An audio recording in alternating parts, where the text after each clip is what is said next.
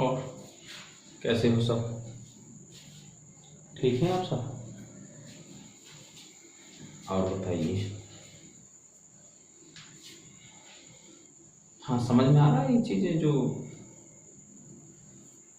कल जो चीज़ें थी, कल मैंने बताया था आपके लिए हिमालय पर्वत के बारे में, और उससे पहले मैंने सिंधु नदी तंत्र भी बताया था, और भी था तुम्हारा। आप कैसे हैं? आपकी समझ में आ रहा है पूरा? हाँ, आपसे पूछ रहा हूँ। हाँ, तो अब समझ में आ रहा है तो क्वेश्चन बताइए। क्वेश्चन में पूछ रहा हूँ, ये बताओ, यमुना नदी की सबसे लंबी नदी कौन सी है? यमुना नदी की सबसे लंबी सहायक नदी कौन सी है? हाँ हाँ।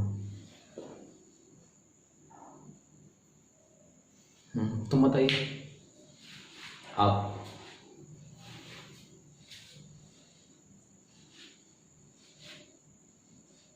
यमुना नदी की सबसे लंबी सहायक नदी। मैं क्वेश्चन अभी करवाऊंगा, रुको पहले। हाँ बताइए ना। Toss, very good. देखो, अगर आप जैसे 1 घंटे की या 1.5 घंटे क्लास होती है, और आप इस पर अगर अमल नहीं करोगे घर जाके, और रूम पे जाके अगर अपने पे नहीं देखोगे इन चीज़ों को, तो ये कुछ पढ़ने वाला नहीं है। क्योंकि 1 घंटे 1.5 घंटे का जो रिवाइज है ना, आप 10-20 मिनट घर पे जाके देख लो, ये चीज़ सो खत्म हो जाती है।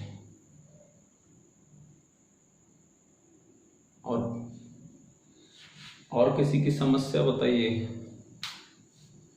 देखो, सिंधु नदी तंत्र है, और एक और चीज़, एकेडमी की तरफ से एक खास सूचना है कि हिंदी की वीडियो जो एसआई की जो जगह आ रही हैं, उसके लिए हिंदी की वीडियो 1-2 दिन में एकेडमी पे आना शुरू हो जाएंगी। हाँ, हिंदी की, साइंस की, मैथ की, तो एकेडमी पे आना शुरू हो जाएंगी। और सबसे बड़ी बात यह है कि 2 चीज़ें होती हैं इंसान की। एक तो तैयारी हमें कहाँ से करनी है, और तैयारी हमें कैसे करनी है। तो यहाँ जो एकेडमी की तरफ से जितने भी टीचर्स हैं, उन सबको ये बताया गया है कि जो सिलेबस है उसी के अकॉर्डिंग आप चलिए।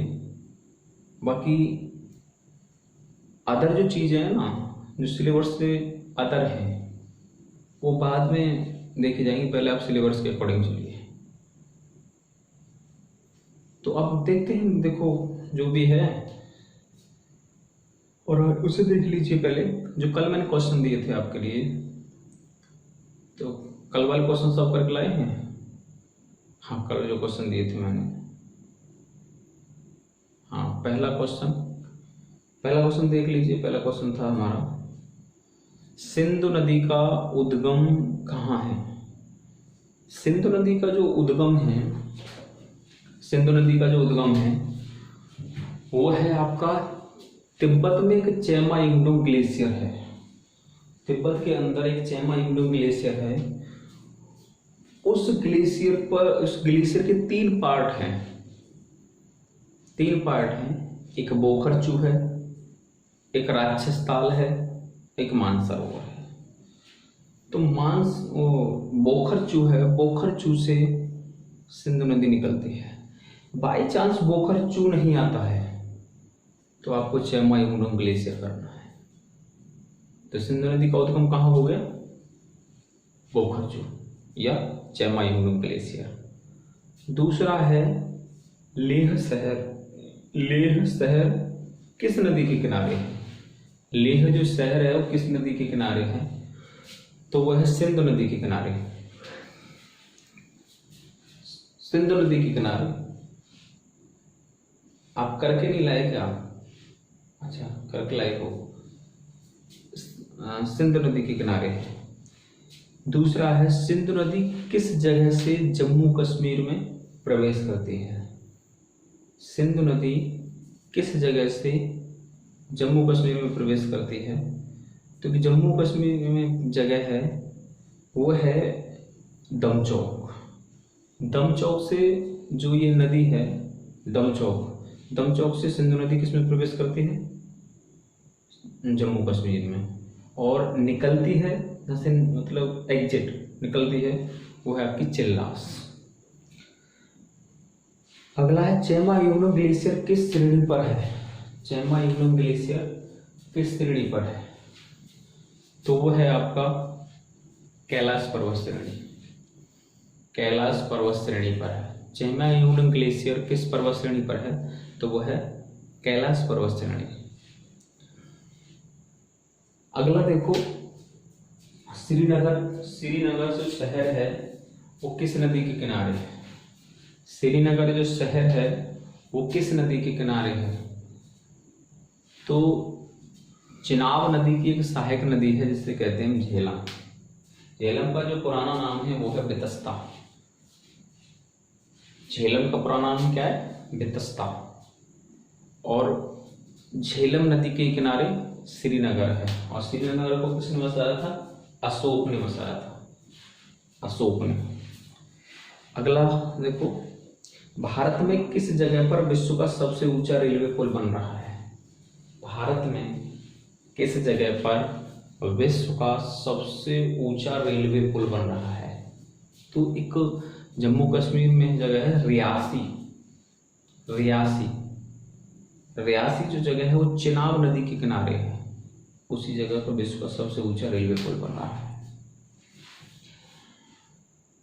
आगे देखिए कुल्लू शहर और मनाली शहर। कुल्लू शहर और मनाली शहर किस नदी के किनारे है? कुल्लू शहर और मनाली शहर चेक करते हैं ना आप। वैसे ज्यादातर आप क्वेश्चन करके लाए हो क्योंकि जो वही क्वेश्चन मैं पूछ रहा हूँ जो मैंने पिछले लेक्चर में करा दिए हैं।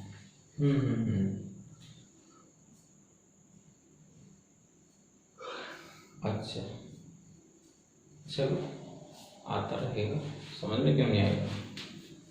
अरे भाई मानस हुआ और जीवों की श्रेणी में सबसे श्रेष्ठ जीव हुआ, ज्ञानी व्यक्ति हो, ज्ञानी जीवों की श्रेणी में आते हो तो आपको समझ में क्यों नहीं आएगा? तरफ से कोई सीख के आता है? कोई सीखता तो पैदा होने के बाद ही है ना हर कोई। कुल्लू शहर और मनाली शहर किस नदी के किनारे है? तो वो है ब्यास नदी के किनारे। आगे है पाकिस्तान का सुरंग किस नदी घाटी को कहते हैं? पाकिस्तान का शहर किस नदी घाटी को कहते हैं? तो वह है आपकी स्वात नदी की घाटी। स्वात नदी की घाटी स्वात। अगला है सिंधु नदी अपना मुहाना कहाँ बनाती है? सिंधु नदी अपना मुहाना कहाँ बनाती है? तो जहाँ से कोई भी नदी निकलती है उसे उद्गम कहते हैं। और जहाँ किसी में जाके मिलती है या किसी में जाके मतलब अपना पानी मिला देती है उसे मुहाना कहते हैं। तो सिंधु नदी जहाँ मिलती है वो जगह है अरब सागर। अरब सागर। हाँ तो ये आज के क्वेश्चन थे। और किसी के अगर समझ में नहीं आया हो तो पूछ ले। पूछो। हाँ उद्गम कहते हैं, जहां से नदी निकलती है ना उसे उद्गम कहते हैं। बोलो। अरे बोलो तो सही। बोलो। जब तक इस जुबान को खोलोगे नहीं तो हमको मालूम कैसे पड़ेगा कि तुमको भूख लग रही है या प्यास लग रही है? बताओ तो सही भाई।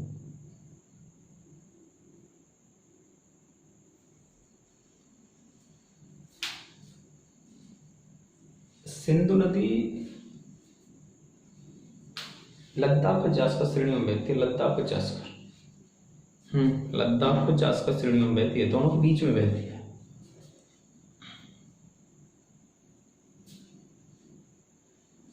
श्योक नदी मैंने बताया था रीमो ग्लेशियर से निकलती है, रीमो ग्लेशियर, रीमो ग्लेशियर से निकलती है। और किसी के कोई डाउट बताइए। चलो तो हिमालय पर्वत को समझ लो। मैंने कल थ्योरी तो इसकी करा दी थी, थ्योरी तो ज़्यादातर मैंने करा दी थी। अब उसे मैप पे थोड़ा सा समझ लीजिए हिमालय पर्वत को।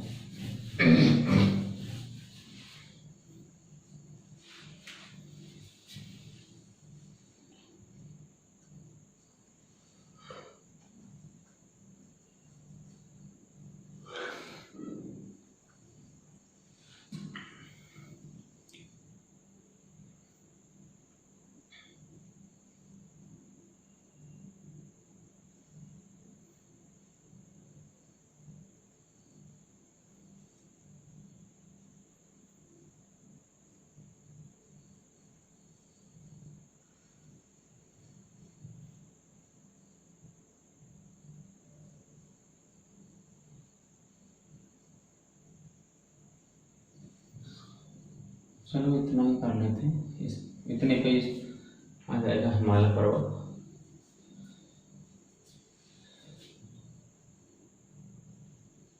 देखो ये है पीयूके वाला एरिया, ये वाला पीयूके वाला एरिया है, और ये है एलएसी वाला एरिया, अक्साई चीन वाला, और ये पूरा हो गया जम्मू कश्मीर। अब हमें ये जो क्षेत्र है, मैंने कल आपके लिए बताया था, अभी ट्रांस हिमालय भी नहीं बताया होगा ना मैंने मैप पर, है ना। पहले ट्रांस हिमालय को समझो।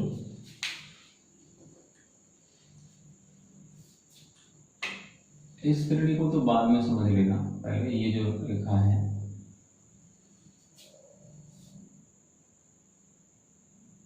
देखो, चाहे कम पढ़ो और धीरे पढ़ो, मगर चीजें समझ में आनी चाहिए। और जब जब चीजें समझ में नहीं आएंगी तो पढ़ने का कोई औचित्य नहीं है। रटने के लिए तो आप किताबों से भी रट सकते हो, ऐसी बात नहीं है। और हर टीचर की अपनी एक अलग क्वालिटी होती है पढ़ाने की, कोई लिखाता है तो कोई रटाता है। तो रटने वाली जो चीजें हैं वो ज्यादा समय तक नहीं रहती हैं।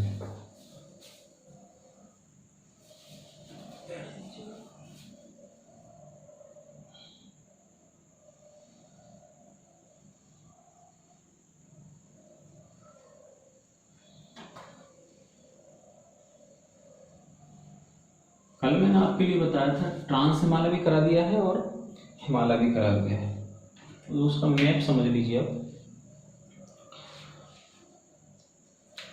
ये तीनों जो श्रेणी हैं, इन तीनों श्रेणियों को हम क्या कहते हैं?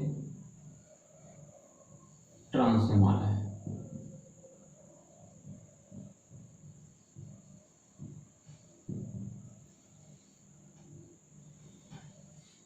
और इन तीनों श्रेणियों को हम ट्रांस हिमालय कहते हैं। तो इसमें जो पहली श्रेणी है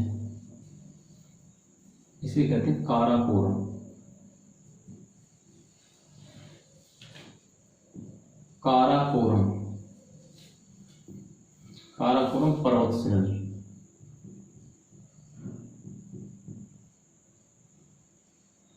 उसके बाद दूसरी पर्वत श्रेणी इसे कहते हैं लद्दाख।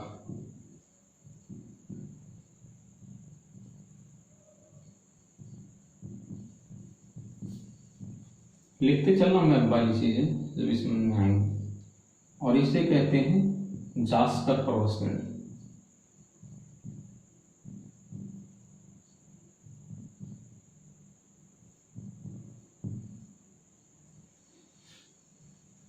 ट्रांस हिमालय में 3 पर्वत श्रेणी है। एक हो गई आपकी कौन सी?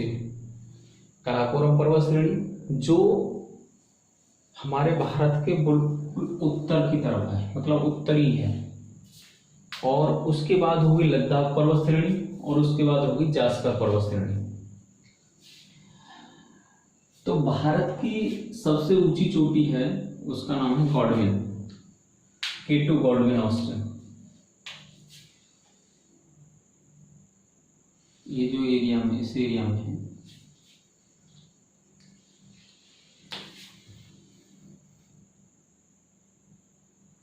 ये इसे कहते हैं Godwin Austen, K2 Godwin Austen.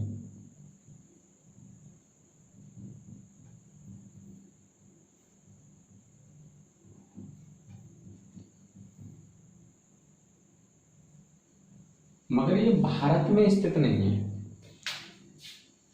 Bharat की सबसे ऊंची चोटी तो है और उत्तर भारत की सबसे ऊंची चोटी है, मगर ये भारत में स्थित नहीं है। ये जो ये है, ये जो ये पीओके वाले क्षेत्र में है, जो पीओके वाला क्षेत्र है, तो गॉडविन ऑस्टिन हो गई। उसके बाद ये भारत की उत्तरी सीमा में स्थित है, मतलब उत्तरी जो पर्वत श्रेणी है हमारी काराकोरम, उसमें है। उसके बाद लद्दाख हिमालय आता है हमारा, लद्दाख पर्वत श्रेणी। जो लद्दाख पर्वत श्रेणी है, इसकी सबसे ऊंची चोटी यह है खारदुंग।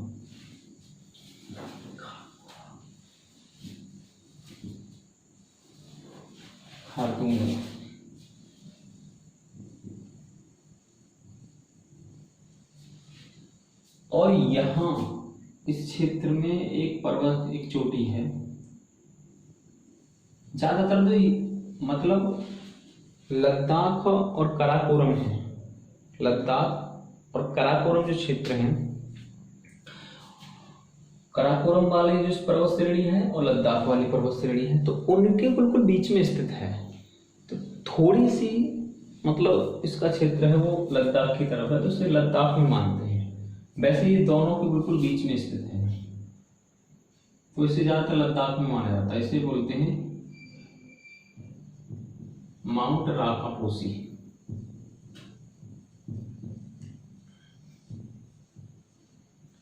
ये विश्व की सबसे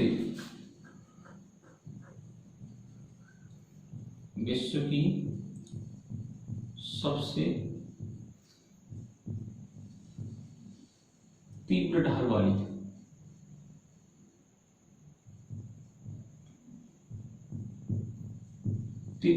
चोटी है।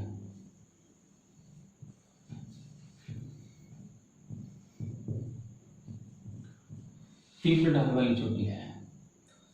अब उसके बाद आती है तुम्हारी जास्कर पर्वत श्रेणी। और जास्कर पर्वत श्रेणी की बात करी जाए तो जास्कर पर्वत श्रेणी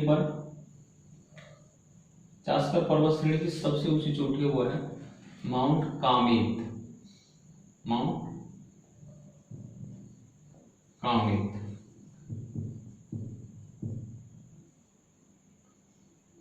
ये जास्कर की पर्वत चोटी है, जास्कर पर्वत श्रेणी की। और अगर इन तीनों श्रेणियों को कभी कभार सीक्वेंस में पूछ लेता है कि उत्तर से दक्षिण की ओर पूछ लेता है या दक्षिण से उत्तर की ओर पूछ लेता है। तो उत्तर से दक्षिण की ओर पूछे तो आप सबसे पहले काराकोरम, फिर लद्दाख, फिर जास्कर। और दक्षिण से उत्तर की ओर पूछे तो सबसे पहले आपका जास्कर, फिर लद्दाख, काराकोरम।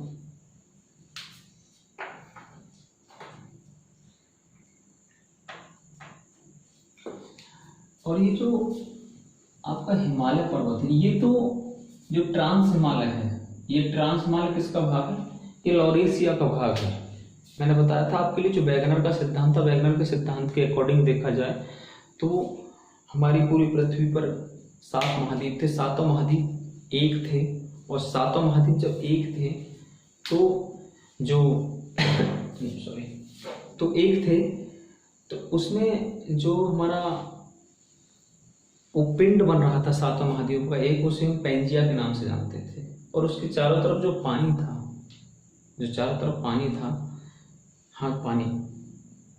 सागर भी कहते हैं इसे, चारों तरफ जो सागर था उसे पैंथालासा के नाम से जाना जाता था। और उसके बाद आता है तुम्हारा, जहाँ हमारा हिमालय पर्वत का निर्माण हुआ है, जो मेन हिमालय है, तो वो टेथिस सागर वाला हिमालय है। टेथिस सागर था। लॉरेशिया के दक्षिण में देखा जाए तो लॉरेशिया के दक्षिण में टेथिस सागर था, और लॉरेशिया के दक्षिण में टेथिस सागर था। उसी टेथिस सागर में नदियां अपना अवसाद ज़्यादातर गिराती थी। ज़्यादातर नदियां विश्व की टेथिस सागर में पहले गिरती थी। तो उसी में एक पर्वत ने जन्म लिया, उस पर्वत का नाम था हिमालय। हिमालय की स्थिति को कभी कभी आपने देखा होगा धनुषाकार भी बोल देते हैं कि इसकी जो आकृति है वो कैसी है, धनुषाकार है, इस तरीका से।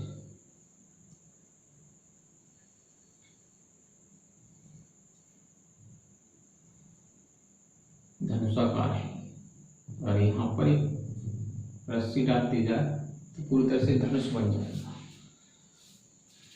तो इसकी आकृति कैसी है, धनुषाकार आकृति है इसकी। तो अब देखते हैं ये जो क्षेत्र है, इसमें भी 3 पर्वत श्रेणियां हैं। जो टेथिस सागर में जिस हिमालय ने जन्म लिया है उसमें भी 3 श्रेणियां हैं। उन 3 श्रेणियों में पहली श्रेणी है, उसका नाम है आपका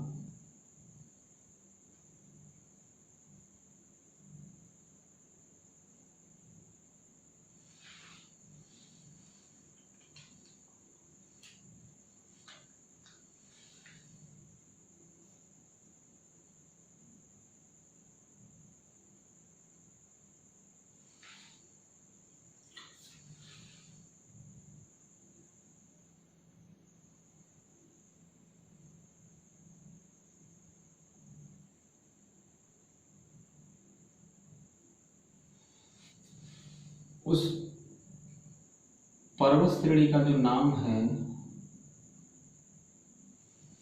उसका नाम है महान हिमालय। महान हिमालय। इन 3 श्रेणियों में जो पर्वत श्रेणी का नाम है उसको कहते हैं महान हिमालय।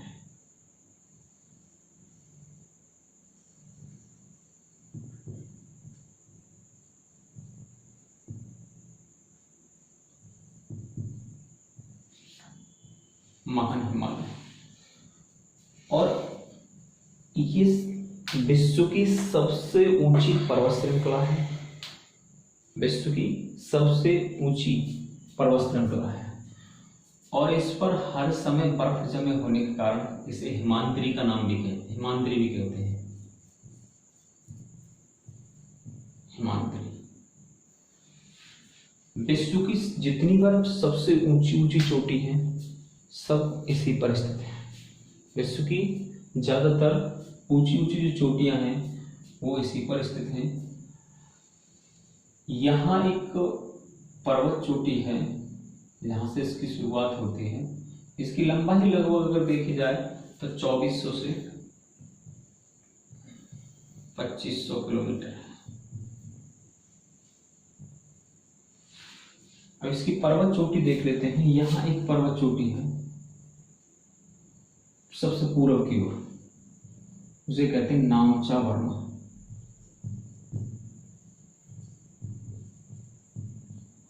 नामचा वर्मा।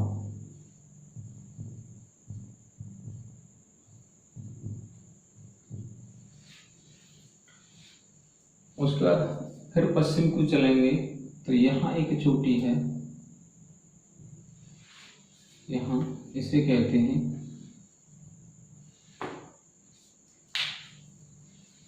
कंचनजंगा।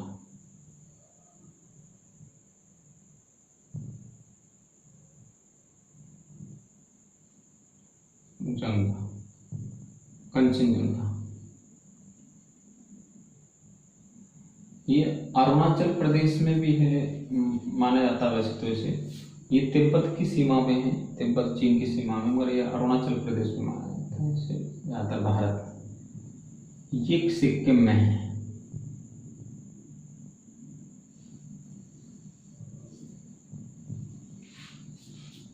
और जब इससे आगे जाएंगे तो यहाँ एक चोटी है जिसका नाम है मकालू।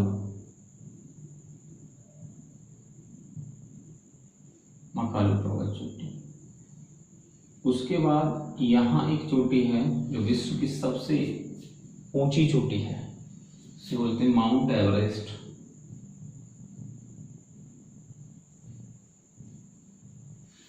जो तिब्बत में है।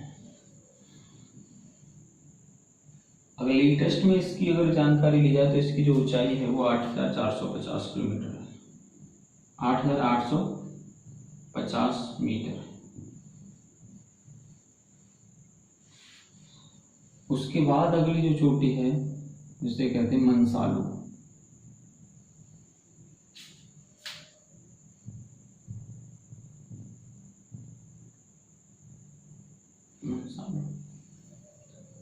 इसके बाद अगली चोटी है इसे कहते हैं अन्नापूर्णा।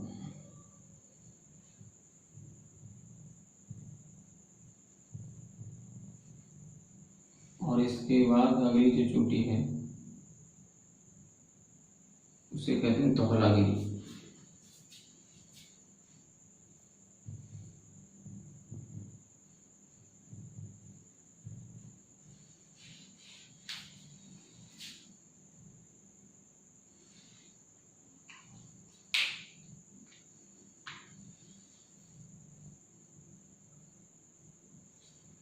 इसके बाद यहाँ है कुछ चोटियां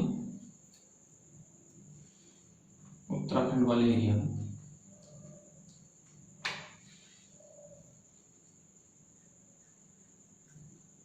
यहाँ आपकी चोटी है उसे बोलते हैं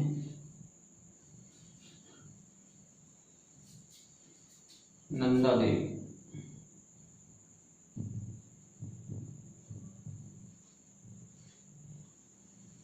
उसके बाद अगली जो चोटी है उसे बोलते हैं बद्रीनाथ। उसके बाद अगली चोटी है उत्तराखंड में ही है केदारनाथ।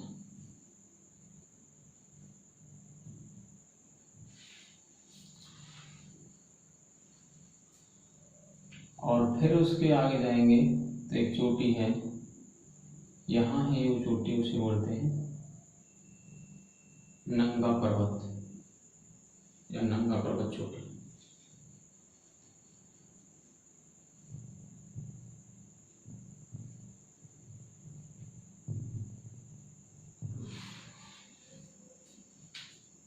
तो महान हिमालय को देखा जाए तो अगर पूरब की सबसे ऊंची चोटी है तो नमचा वर्मा, और पश्चिम की है तो वह नंगा पर्वत चोटी है। तो इस तरीका से अगर इसको देखा जाए, अरुणाचल प्रदेश, कंचनजंगा सिक्किम में, मकालू नेपाल में, एवरेस्ट भी नेपाल में, मंसालू भी नेपाल में, अन्नपूर्णा भी नेपाल में, धौलागिरी भी नेपाल में, नंदा देवी उत्तराखंड में, बद्रीनाथ उत्तराखंड में, और हमारे केदारनाथ हैं वो भी उत्तराखंड में।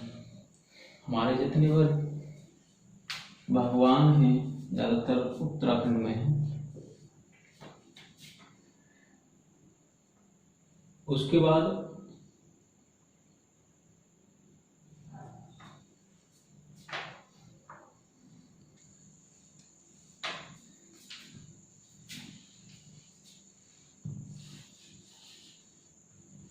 हाँ बताइए।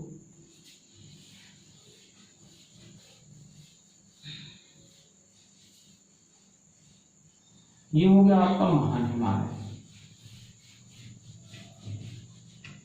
विश्व की जितनी बार हाईएस्ट चोटी हैं वो इसी हिमालय पर स्थित है।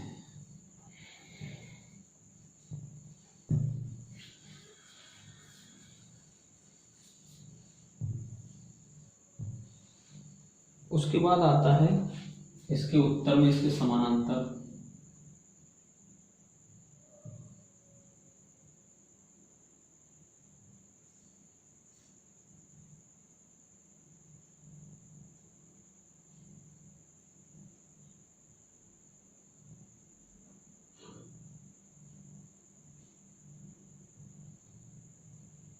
इसके समानांतर ही है पूरी तरह से, ये पूरी तरह से इसमें सट जाता है। तो ये जो इसे बोलते हैं लघु हिमालय या मध्य हिमालय, इस ये अलग अलग इसके पार्ट हो गए, जैसे इसमें अलग अलग श्रेणियां पाई जाती हैं। है तो ये ही युग की भाई, पर्वत श्रेणी किसे कहते हैं, जो एक ही युग की होती हैं। तो ये है तो एक ही युग की, मगर बात यह है कि इसके पर्वत श्रेणी को अलग अलग राज्य में अलग अलग नामों से जाना जाता है। जैसे जम्मू कश्मीर में किसकी पर्वत श्रेणी है, उसे बोलते हैं पीर पंजाल।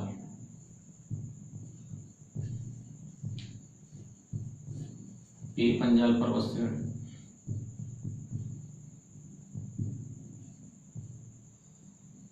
इसके बाद हिमाचल प्रदेश,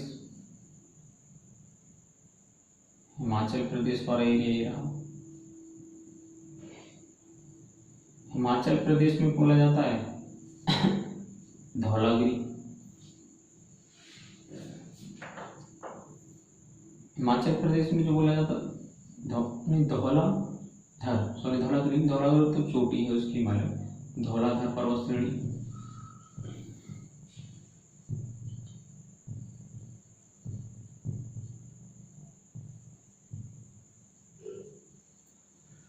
उसके बाद उत्तराखंड में एक पर्वत श्रेणी है, उसका नाम है नागटिब्बा।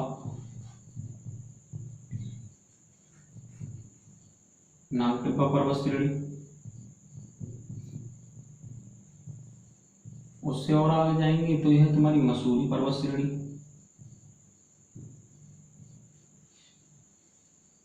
और जब ये क्षेत्र उसमें पहुंचता है नेपाल में, तो इसमें एक भाग हो जाता है महाभारत पर्वत श्रेणी। महाभारत पर्वत श्रेणी।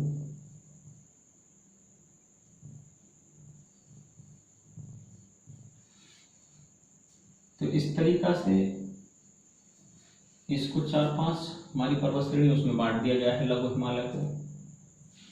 पीर पंजाल पर्वत श्रेणी, धौलाधर पर्वत श्रेणी, ये जम्मू कश्मीर में है, जम्मू कश्मीर में, ये हिमाचल प्रदेश में है, ये उत्तराखंड में है, ये भी उत्तराखंड में है, और महाभारत आपका नेपाल में।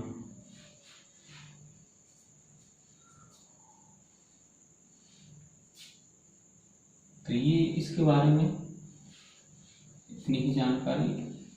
उसके बाद तो ये हो गया लघु हिमालय। और लघु हिमालय के बाद एक और इसके समानांतर दक्षिण की ओर श्रेणी है,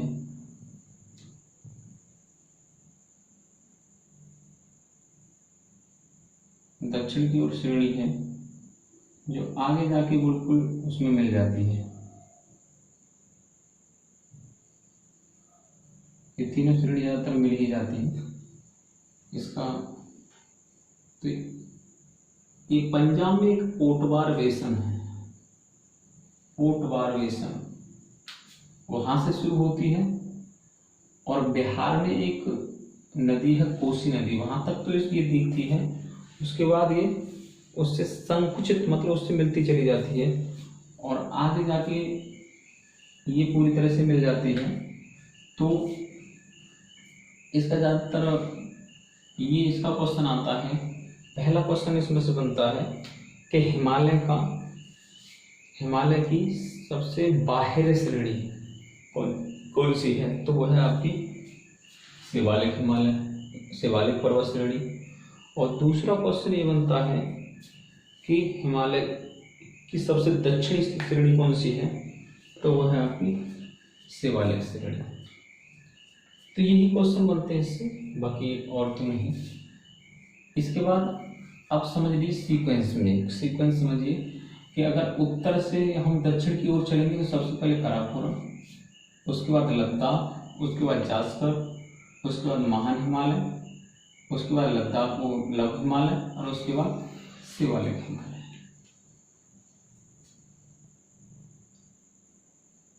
शिवालिक हिमालय है, उसको पूरब में कई नामों से जाना जाता है। कई श्रेणी बनी है, कई उसके मतलब जैसे लघु हिमालय को कई टुकड़ों में बांट दिया ना, तो ऐसे ही वहाँ भी कई टुकड़ों में कई जगह पर वहाँ जातियाँ पाई जाती हैं जिन्हें बोलते हैं जनजाति। जो जनजाति पाई जाती हैं उन्हीं और उसी पर्वत श्रेणी में अलग अलग रहती हैं, तो उन्हीं जातियों के नाम पर शिवालिक के हिमालय का अरुणाचल प्रदेश में अलग अलग नाम रख दिया गया है। तो अब इसका जो अब यहाँ से पूर्वी क्षेत्र है ये वाला, तो हिमालय की जो पूर्वी पर्वत श्रेणी है ना उनके बारे में थोड़ी जानकारी लेते हैं। हिमालय की जो पूर्वी पर्वत श्रेणी है, पहले इसको आप है ना कॉपी कर लीजिए। चलो हो गया कॉपी। हाँ देखो, हाँ ये 2400 से 2500 किलोमीटर, 2400 से 25 किलोमीटर। हाँ ये सिक्किम है यार, अरे शॉर्ट में लिख दिया है, क्या हो गया, सिक्किम।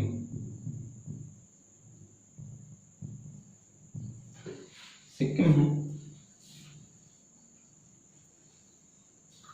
और गॉडविन ऑस्टिन, इसकी जो ऊंचाई है वो 8611 है, 8611 मीटर।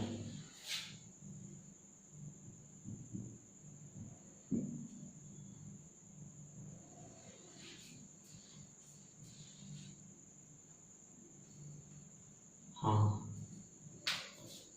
8611।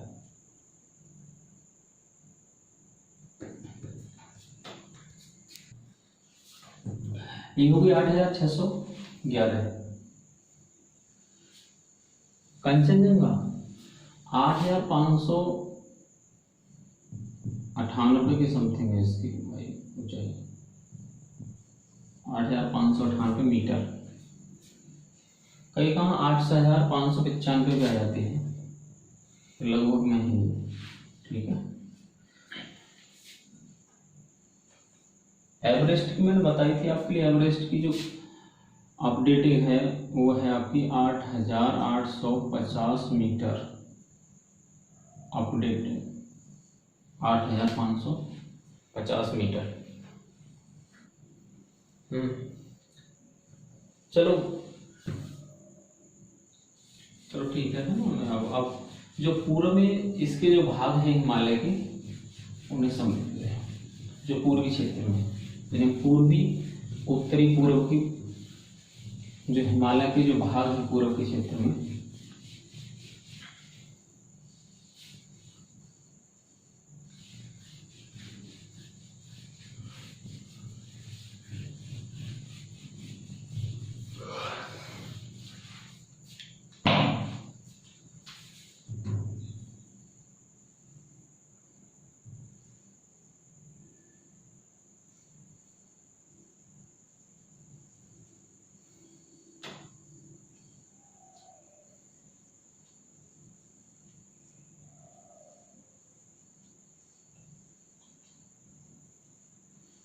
ये हमारे सेवन सिस्टर हैं, सेवन सिस्टर राज्य हैं।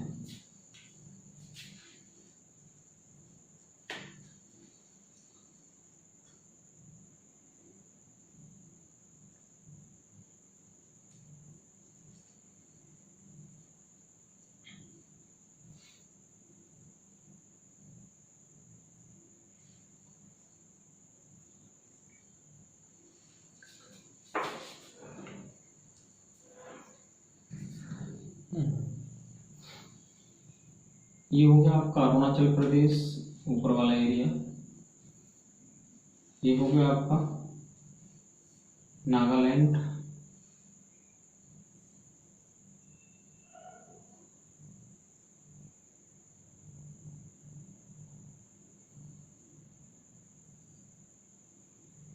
और ये हो गया आपका मणिपुर, और ये हो गया आपका मिजोरम, और ये त्रिपुरा। असम वाला एरिया ये हो गया।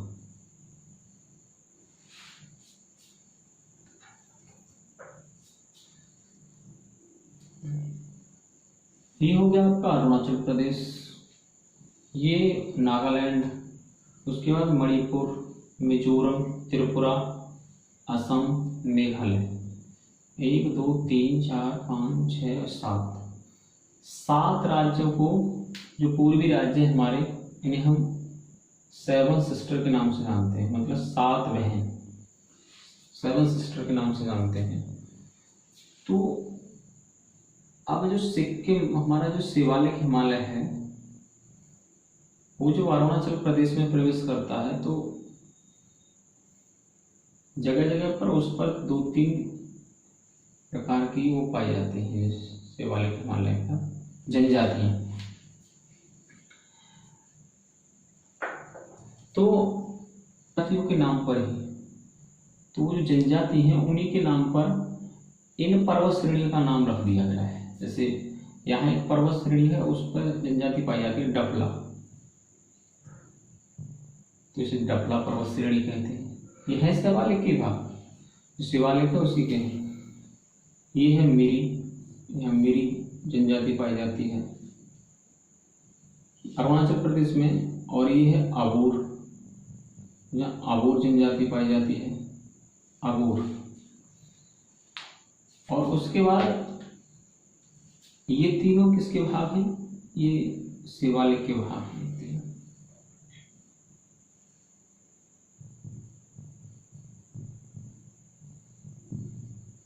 शिवालिक पर्वत श्रेणी।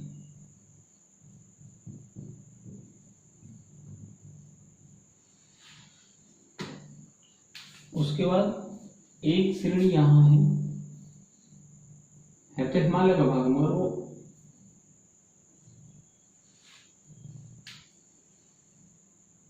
वो शिवालिक का भाग नहीं है, तो कहते हैं इसे, यहाँ एक जनजाति पाई जाती है, उसी के नाम पर डाल दिया है मिसमी, मिसमी पर्वत श्रेणी।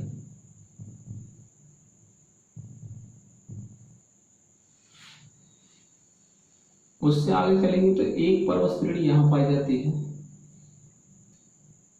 उसे बोलते हैं पटकाई बूम।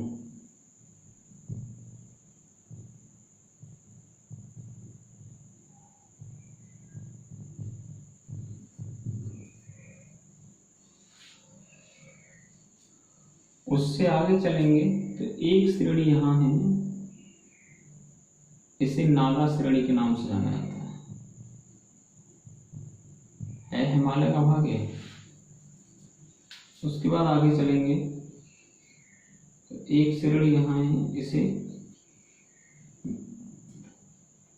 मणि पहाड़ियों के नाम से जाना जाता है।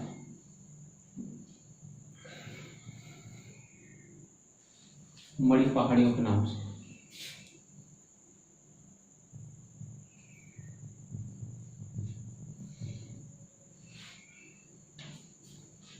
और यहाँ है, यहाँ पर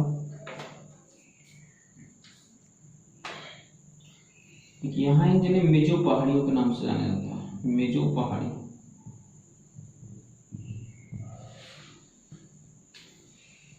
डफला, मिरी, अबोर ये शिवालिक पर्वत श्रेणी के भाग हैं।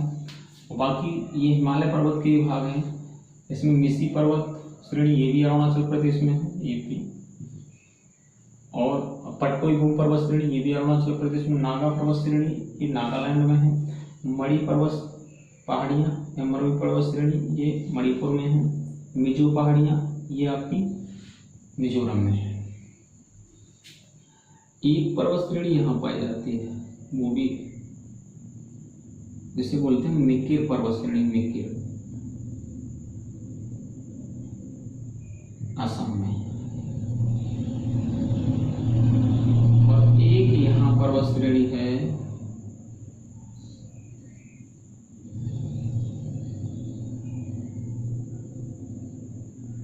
नागालैंड और असम की सीमा पर, उसे बोलते हैं बरायल या बैरल।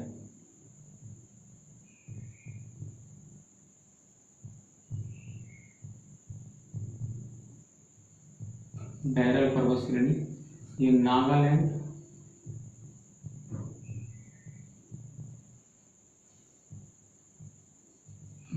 और असम की सीमा पर है, बरायल और बैरल।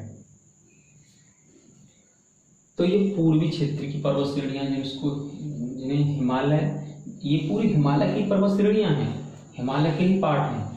और इनको अरुणाचल प्रदेश में डफला, मिरी, अबोर, मिसमी, पटकुईबुम और असम में मेकेर, बराइल, नागालैंड में नागा, मणिपुर में मिक पहाड़ी और मिजो पहाड़ी। कॉपी करो इसे।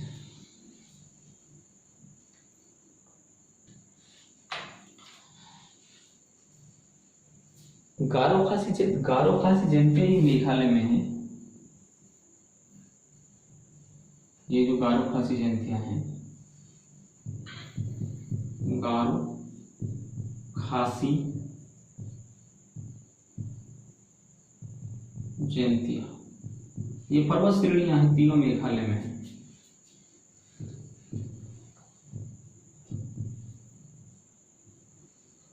मगर ये हिमालय का भाग नहीं है, नहीं हिमालय का भाग नहीं है, नहीं, ये प्रायद्वीपीय जो भारत है उसका भाग है, हिमालय का भाग नहीं है, प्रायद्वीपीय भारत का भाग है। ये तीनों श्रेणियां हैं गारो खासी जयंतियां। हाँ, चलो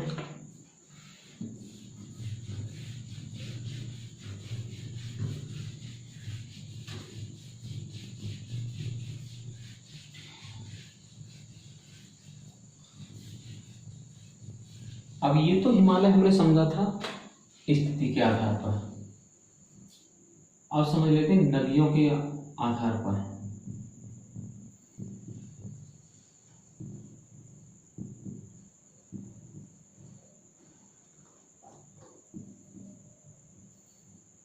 हिमालय की स्थिति,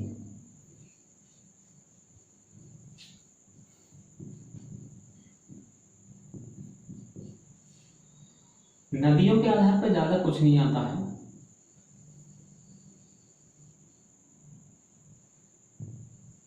पहली श्रेणी हो गई हमारी कौन सी, महान हिमालय, फिर हमारी लघु हिमालय और हमारी हो गई फिर शिवालिक हिमालय।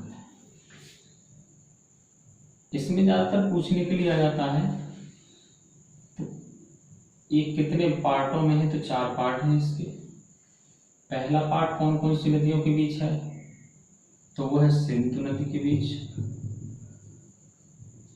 सिंध और सतलज नदी के बीच।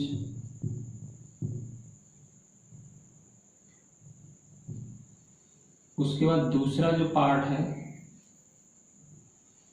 वो सतलज और काली नदी के बीच, और तीसरा जो पार्ट है वो काली और तीस्ता नदी के बीच, और चौथा जो पार्ट है वो है देहांग या ब्रह्मपुत्र नदी के बीच। पहला हो गया सिंध और सतलज और काली, सतलज और काली, काली और तीस्ता, तीस्ता और देहांग या ब्रह्मपुत्र। इस पार्ट को हम पंजाब हिमालय, पंजाब या कश्मीर हिमालय के नाम से जानते हैं।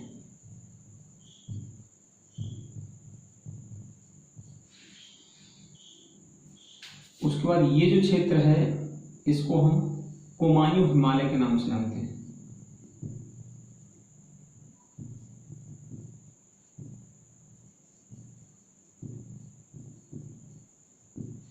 कुमायूं हिमालय। उसके बाद अगला है नेपाल हिमालय।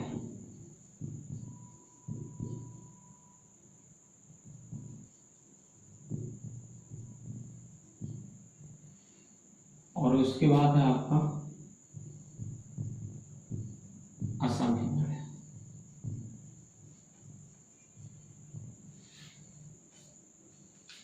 अगर इनकी ये मतलब इनकी जो यहाँ से और यहाँ तक की जो लंबाई पूछने के लिए है, सबसे बड़ा पार्ट है अब इसका, इसमें तो ये जो है नेपाल हिमालय सबसे ज़्यादा लंबाई है इसकी, लगभग 800 किलोमीटर। उसके बाद जो लंबाई है असम हिमालय की 720 किलोमीटर, और उसके बाद जो लंबाई है वह 560, और कुमाई हिमालय की है 320। तो सबसे ज़्यादा क्षेत्र में है नेपाल हिमालय, उसके बाद असम हिमालय, और उसके बाद आपका पंजाब हिमालय, और पंजाब हिमालय के बाद आता है आपका सबसे छोटा है कुमाई हिमालय। तो कभी कभी सीक्वेंस में मिलाने के लिए आ जाता है। तो नदियों के आधार पर इसी में से पूछ लिया जाता है कि जो हमारा पंजाब हिमालय है वो कौन कौन सी नदियों के बीच स्थित है, तो वह सिंध और सतलज के बीच। कुमाई हिमालय है वो कौन कौन सी नदियों के बीच स्थित है, तो वह सतलज और काली नदी के बीच। और नेपाल हिमालय है वो कौन सी नदियों के बीच है, तो काली और तीस्ता नदी के बीच। और असम हिमालय कौन कौन सी नदियों के बीच है, तीस्ता और देहम नदियों के बीच। तो आज आपका हिमालय खत्म हो गया। उसके बाद ये जो कल मैंने जो क्वेश्चन दिए थे वो तो उनका तो हो गया, उनके आंसर तो मैंने बता दिए। अब कल के लिए कुछ क्वेश्चन लिख लीजिए। हाँ, तो कल के लिए कुछ क्वेश्चन लिख लीजिए। जैसे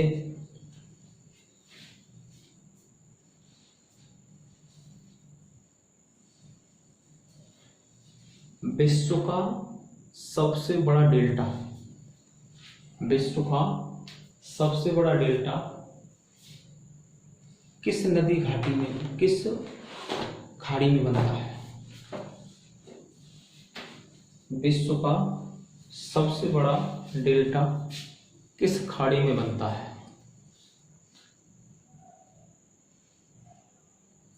हाँ, विश्व का। अगला लिखो, कंचनजंगा चोटी, कंचनजंगा चोटी किस राज्य में है? कंचनजंगा चोटी किस राज्य में है?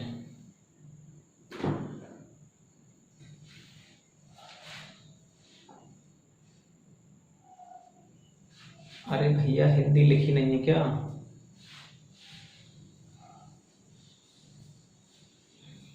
कंचनजंगा चोटी किस राज्य में है?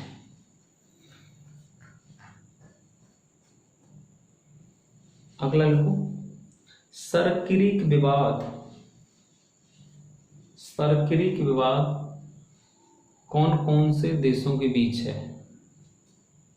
सरक्रिक विवाद कौन कौन से देशों के बीच है? भारत का उत्तरी बिंदु, भारत का उत्तरी बिंदु कौन सा है? हाँ, भारत का उत्तरी बिंदु कौन सा है?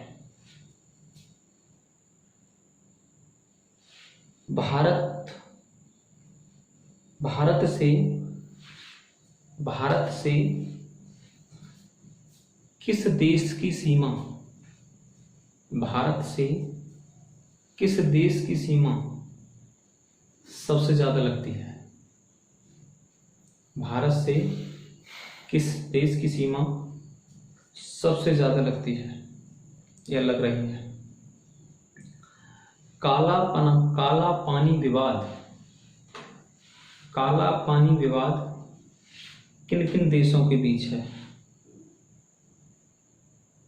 काला पानी विवाद किन किन देशों के बीच है?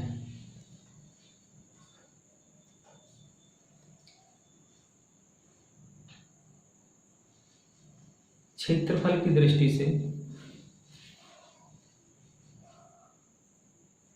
अच्छा, काला पानी विवाद किन किन देशों के बीच है? क्षेत्रफल की दृष्टि से विश्व में भारत का क्षेत्रफल कितना है? विश्व में भारत का क्षेत्रफल कितना है। मतलब इसका है कि विश्व के क्षेत्रफल में से भारत का क्षेत्रफल कितना है। दिफू दर्रा, दिफू सॉरी दिफू दर्रा, दिफू जो दर्रा है वो किन किन देशों के बीच, दिफू दर्रा किन किन देशों के बीच विवाद है।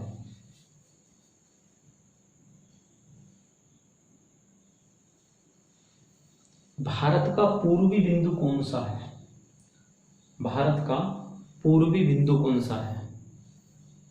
हाँ, भारत का पूर्वी बिंदु।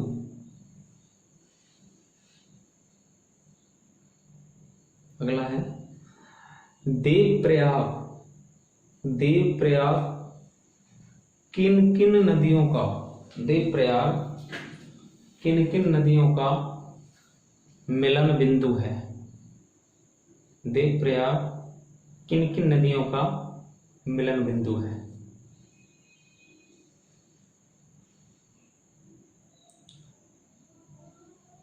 नहीं, अभी एक लाइनर क्वेश्चन चलने दो, उसके बाद थोड़ा और समय हो जाएगा ना आपके बैच को, तो उसके बाद फिर थोड़े बड़े क्वेश्चन ले लेंगे। अभी थोड़ा एक लाइनर क्वेश्चन।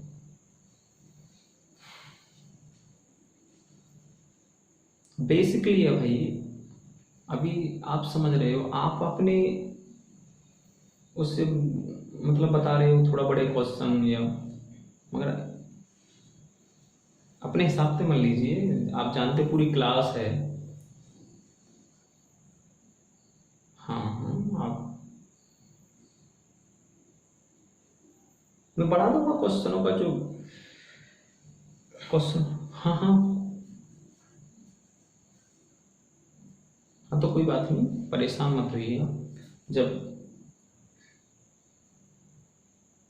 जब ये क्वेश्चन करने लग जाओगे ना, तो उन क्वेश्चनों को बढ़ाते चले जाऊंगा, क्वेश्चन की क्वालिटी धीरे धीरे बढ़ाते चला जाऊंगा। हम्म, चलो ठीक है फिर। Thank you.